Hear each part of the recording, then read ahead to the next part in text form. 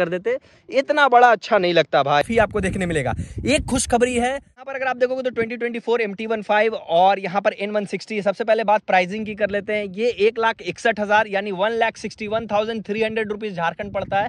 ये 2,12,287 रुपीज झारखंड पड़ता है। लेने के लिए कितना अमाउंट आपको देना होगा? इसको मात्र देना होगा 40,000 रुपए डाउन पेमेंट के साथ मिल जाएगा। ये 50,000 रुपए के डाउन पेमेंट के साथ मिलेगा। 50 से 55 आपको लग जाएगा इसका down payment.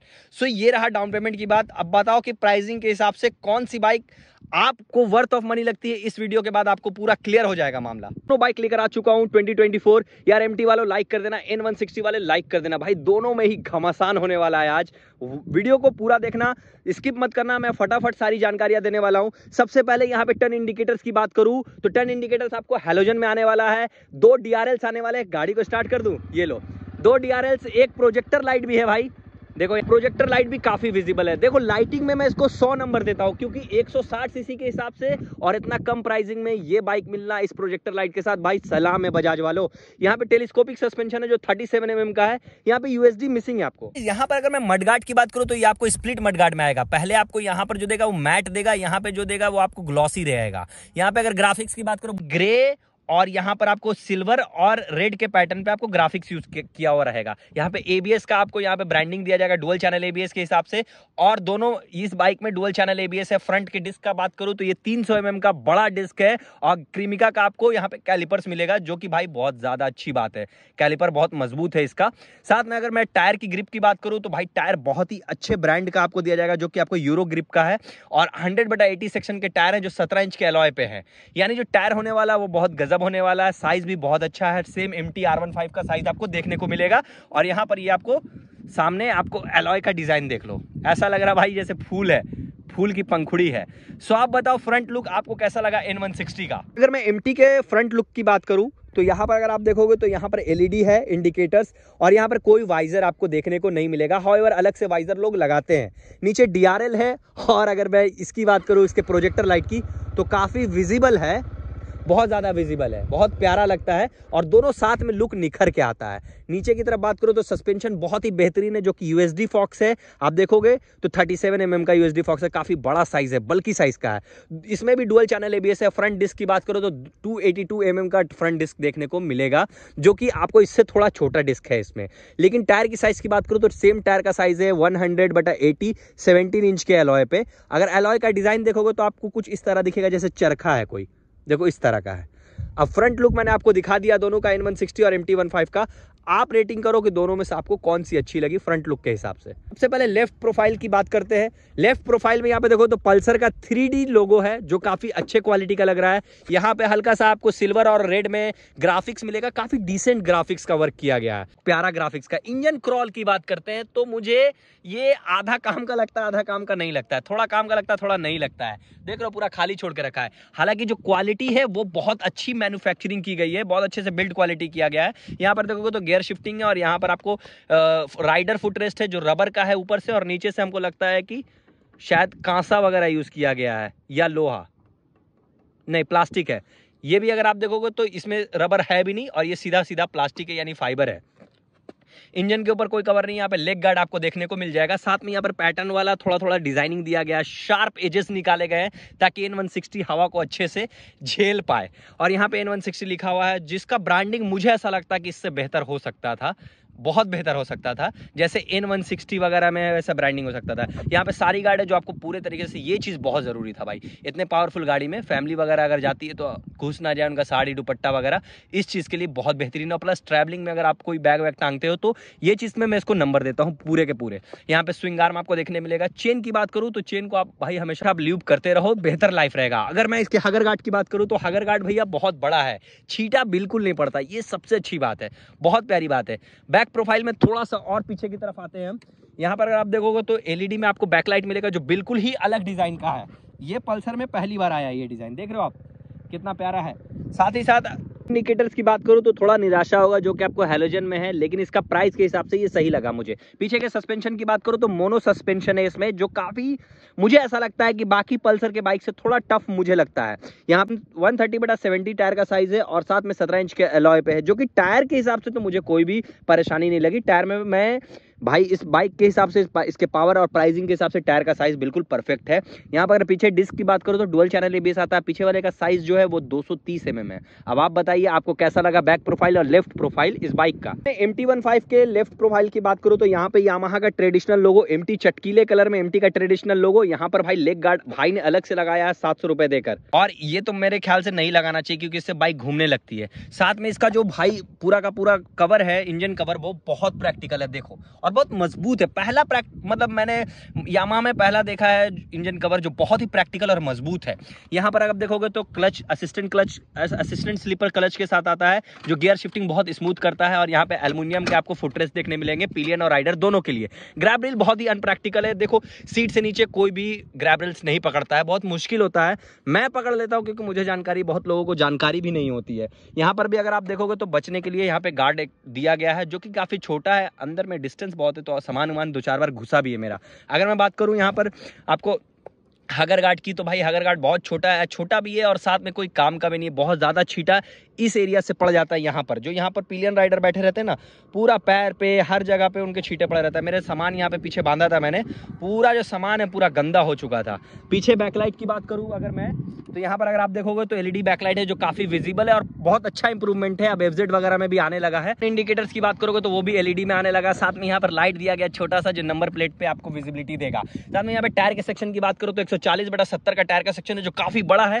Dual channel ABS के साथ ट्रैक्शन कंट्रोल मिलता है। जो पीछे के डिस्क का साइज है वो 220 mm का है। साथ में यहाँ पे येलो प्लेट के साथ आपको सस्पेंशन मिलेगा। जो सस्पेंशन है दोनों का ही लगभग बराबर ही, इसका भी टफ है उसका भी थोड़ा सा टफ ही आपको देखने मिलेगा। एक खुशखबरी है MT-15 ऑनर्स के लिए कि जो कैलिपर से अब छोटे आने लगे हैं। जो पहले था ब्रेक कैलिपर, उसमें क्या था कि उसका जो प्राइस था 1000 रुपए का ब्रेक पैड मिलता था रेयर वाला। अब क्या है, सुजुकी जिक्सर का ब्रेक कैलिपर लगाने लगे हैं यामाहा वाले, जो कि 500 से 700 के बीच का अमाउंट आपको लगने वाला। तो खुशखबरी है MT-15 वालों, जो ब्रेक कैलिपर से वो पहले से 2024 मॉडल में छोटा आने लगा है, तो ये बहुत बड़ी खुशखबरी है। तो आप भी बताओ कि लेफ्ट और रेयर प्रोफाइल आपको किस बाइक का पसंद आया। तो राइट प्रोफाइल में, तो राइट प्रोफाइल में कुछ आपको खास देखने को नहीं मिलेगा। 160 सीसी के बाइक के हिसाब से इसमें किक लीवर रहना चाहिए, जो कि किक लीवर नहीं है, ये निराशा की बात है। साथ में अगर आप देखोगे एग्जॉस्ट पैनल तो वो अंडर द बेली है। अब एग्जॉस्ट नोट अगर मैंने बोल दिया तो सुना भी देता हूं आपको एग्जॉस्ट नोट।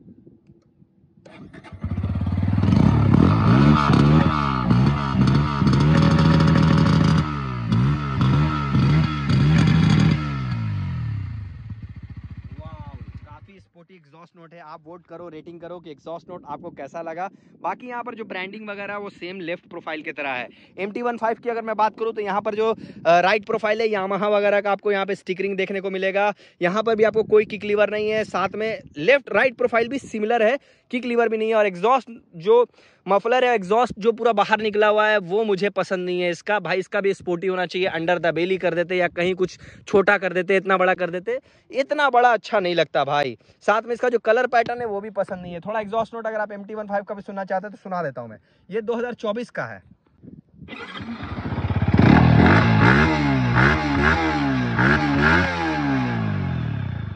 तो आपने सुना काफी ज्यादा स्मूथ और स्पोर्टी है। इसका भी 7000 RPM पे जाने के बाद इसका एग्जॉस्ट नोट बहुत ज्यादा बदल जाता है, बहुत ज्यादा बल्की हो जाता है। रेटिंग करो राइट प्रोफाइल में किस बाइक को ज्यादा पसंद करते हो आप। यहाँ पर अगर बात करेंगे, अब बात करेंगे इंजन की, यानी दिल की, हार्ट की, तो ये आता है 155 सीसी का इंजन जो 4 वॉल्व को सपोर्ट करता है। साथ ही साथ यहाँ पर अगर आप देखोगे तो यहाँ पे लिक्विड कूल इंजन है, यानी इसमें आपको डालना पड़ेगा कूलेंट के लिए वहां पर आपको डब्बा दिखेगा। 155 सीसी की बाइक है, लेकिन इसको कमजोर मत समझना। 18.4 bhp का पावर है, 14.1 न्यूटन मीटर का टॉर्क है। साथ ही साथ जो इसका स्पीड है भाई, लगभग आपको टॉप स्पीड 135 से 40 का मिल जाएगा। माइलेज की बात करोगे तो 50 के लगभग का माइलेज है, 48-50। आपको अगर मिनिमम बहुत रफ चलाओगे तो 42-42 तो आपको माइलेज देगा ही देगा। इंजन बिल्कुल रिफाइन है, गर्म भी नहीं होने देता है। ये इतना अच्छा रेडी वाटर है कि इसकी कैपेसिटी के हिसाब से इंजन बहुत अच्छा है। इंजन के कैपेसिटी के हिसाब से रेडी वाटर बहुत अच्छा है, तुरंत ठंडा रखता है, कभी गर्मी महसूस नहीं हुई। बहुत प्यारा इंजन है। इंजन के लिए 1 लाइक बनता है MT-15 के। अब बात करते हैं बीस्ट की, यानी पावरफुल बाइक की, पावरफुल बाइक जो कि आपको N160 है। इसका इंजन कैसा है? पर 164 सीसी का इंजन है भाई, गजब का है। यस, यहाँ पे 2 वॉल्व के साथ आता है, 16 bhp का पावर है, 14.5 न्यूटन मीटर का टॉर्क है, 14.65 का न्यूटन मीटर टॉर्क है। ये ऑयल कूल्ड इंजन है। साथ में ये जो इंजन है 4 स्ट्रोक है, 2 वाल्व है, तो इंजन बहुत पावरफुल है। स्पीड भी अगर आप देखोगे तो अच्छा खासा निकाल देता है, एकदम परफेक्ट स्पीड निकाल देता है। माइलेज आपको थोड़ा सा निराशा हो सकती है कि MT के कंपैरिजन थोड़ा माइलेज कम है इसका, जैसे कि आपको 42 से 45 या 46 तक 46 तक आपको माइलेज ये निकाल के देती है, ये चीज़ मैंने देखा है। बाकी पावर की बात करोगे, वेट रेशियो के हिसाब से पावर बहुत अच्छा इंजन डिलीवर करता है। अब आप बताओ दोनों में से इंजन आपको कौन सा अच्छा लगा। अब बात करेंगे फाइनली इसके वेट का, इसके सीट हाइट का, इसका ग्राउंड क्लियरेंस का। वेट की बात करूं तो यहाँ पर पल्सर N160 का जो वेट है 154 kg है, जो 14 लीटर के फ्यूल कैपेसिटी के साथ आता है। साथ ही ग्राउंड क्लियरेंस देखोगे तो 165 mm का ग्राउंड क्लियरेंस है इसका। अब बात करते हैं MT15 की, तो 141 kg का इसका कर्व वेट है। साथ ही अगर मैं इसके टैंक के साइज की बात करूं तो 10 लीटर की कैपेसिटी है। अगर मैं ग्राउंड क्लियरेंस की बात करूं तो 170 mm का ग्राउंड क्लियरेंस है। साथ ही अगर मैं सीट हाइट की बात करूं तो वो 810 mm आपको सीट हाइट देखने को मिलेगी। अब आप बताओ कि कौन सी बाइक अपने वेट रेशियो के हिसाब से पावर अच्छा प्रोड्यूस करती है। देखोगे तो E20 पेट्रोल, E20 पेट्रोल, दोनों बाइक 2024 मॉडल है। हैंडल बार देखोगे ना तो ये तो सिंगल ही हैंडल बार है, लेकिन ये थोड़ा सा आपको अपनी तरफ खींचती है। अगर आप देखोगे तो मैं आपको दोनों बाइक पर बैठ के दिखा देता हूं कि दोनों बाइक कैसी लगती है। तो गाइस यहाँ पर मैं आपको N160 पे पहले बैठ कर दिखा देता हूँ। बाइक जो है भाई काफी ज्यादा बल्कि है, भारी है, और इसमें ये है ना कि हैंडल और ज्यादा इजीली रीचेबल है। आपको झुकना जरा सा एकदम मतलब माइनर झुकना पड़ेगा, एकदम माइनर, लेकिन बाइक का जो हैंडलिंग है थोड़ा कंफर्टेबल मुझे लगा। थोड़ा सा मुझे ऐसा लगता है कि इसको मोड़ने वगैरह में या फिर आप इसको जब आप कॉर्नरिंग करोगे उसमें दिक्कत आ सकती है शायद, लेकिन अगर आप स्ट्रीट चला रहे हो और बढ़िया क्रूज वगैरह कर रहे हो तो ये बाइक बहुत गजब की है। और गियर शिफ्टिंग की बात करो तो गियर शिफ्टिंग पोजीशनिंग कुछ इस तरह है। ग्रिपिंग अच्छा है यहाँ पर आप पैड लगा सकते हो क्योंकि स्लिप कर रहा है, थोड़ा सा आगे की तरफ भेज रहा है। अगर थोड़ा जोर से आप ब्रेक मारोगे ना तो आगे की तरफ जा सकते हो, तो यहाँ पर आप अपना पैड वगैरह लगा सकते हो। MT15 को दिखा देता हूँ मैं बैठ के कि MT15 कैसा है। देखिए MT15 सबसे पहले तो इसका टैंक काफी ऊंचा है और हैंडल बार लगभग उतना ही है, जितना वो रीच कर रहा है इतना ये भी रीच कर रहा है। तो हैंडल बार में कोई ज्यादा फर्क नहीं है, थोड़ा सीधा है और सीधा की तरफ थोड़ा ऊंचा भी है, तो आप इजीली हाथ पहुंचा सकते हो। और यहाँ देखो गियर शिफ्टिंग कुछ इस तरह है, असिस्टेंट स्लीपर क्लच, यहाँ पे घाट बढ़िया बनता है। तो MT15 में कभी आगे की तरफ आप स्लिप नहीं करोगे, चाहे कितना भी प्रेशर में आप ब्रेक मारो। ये चीज मुझे अच्छी लगी MT15 की। सो ये रही सीटिंग पोजीशन की बात। अब बात करते हैं कंसोल मीटर की और आप बात करते हैं स्विचेस की। लाओ बात करते हो अब स्विचेस की। स्विचेस में आपको यहाँ पे कॉस्ट कटिंग नहीं मिलेगी। ये पासिंग लाइट है, यहाँ पे अपर बीम लोअर बीम है, ये इंडिकेटर शिफ्टर है और यहाँ पे हॉर्न है। हॉर्न सुन लीजिए, बहुत ही तीखा हॉर्न है। यहाँ पर अगर आप देखोगे तो इंजन किल स्विच है, यहाँ पर आप प्रोजेक्टर को ऑन ऑफ कर सकते हो। तो ये सही है भाई, आपका जो एनर्जी सेविंग के लिए बहुत अच्छा चीज़ है। यहाँ पर अगर आप देखोगे तो सेल्फ स्टार्ट है और काफ़ी आसानी से काम करता है। देखो एक बार में ही,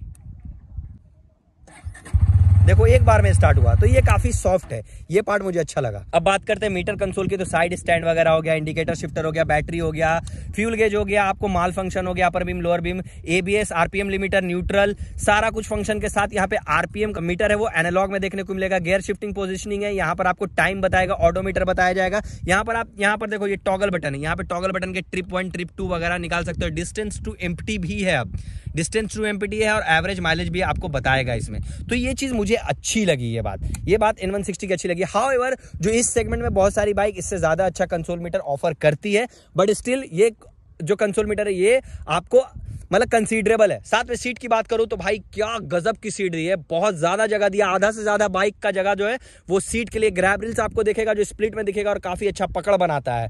साथ में MT15 के स्विचेस की बात करूं तो भाई बहुत ज्यादा पता नहीं अंड संड क्या क्या काम कर देते हैं स्विचेस में। यहाँ पे पहला बात तो पासिंग लाइट यहाँ पर से मिसिंग है, तो यहीं पे पासिंग लाइट है, यहीं पे अपर बीम लोअर बीम। हॉर्न को ऊपर कर दिया भाई साहब ने और इंडिकेटर शिफ्टर को नीचे कर दिया, जिसकी वजह से दिक्कत आती है। ये देखो हॉर्न सुन लो, यहाँ पर आपको इंजन किल स्विच है जो अच्छी क्वालिटी की है और यहाँ पर आपको देखोगे तो सेल्फ स्टार्ट है, जो एक बार में ही गाड़ी स्टार्ट होती है, बहुत सही स्मूथ है।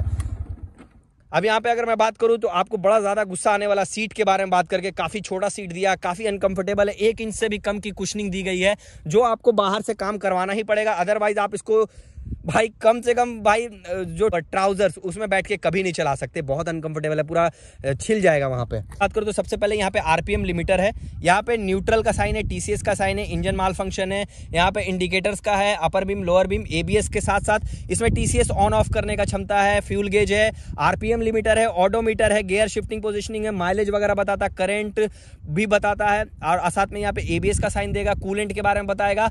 तो बहुत सारे फंक्शन है। साथ में यहाँ पर बहुत प्यारा फंक्शन आप देख रहे होगे, ब्लूटूथ, जो कि ब्लूटूथ इसमें मिसिंग है, और ब्लूटूथ इसमें कोई काम का नहीं है। So that's it from my and. Thank you so much. कैसा लगा रिव्यू? बहुत ज्यादा मेहनत से बनाया है। लव यू ऑल भाई, सपोर्ट करना, प्यार करना। MT वालों यार लाइक एकदम फाड़ के आ जाना चाहिए। N160 वालों आप भी दिखा दो कि कौन चैंपियन है। मैं देखना चाहता हूं कि दोनों बाइक्स में से असल में चैंपियन आप लोगों को कौन सी लगती है। मेरे हिसाब से तो भाई दोनों ही वर्थ ऑफ मनी लगती है। So thank you, that's it. आपका अपना J00 राइडर। इस तरह की वीडियो के लिए हमेशा से सब्सक्राइब करके रखना चैनल, और जो पुराने लोग हैं भाई शेयर कर देना, लाइक कर देना। चाहे ये हो सकता है कि दूसरों की आप मदद कर रहे हो जो दोनों में से एक कोई बाइक लेना चाहता हो। Thank you so much.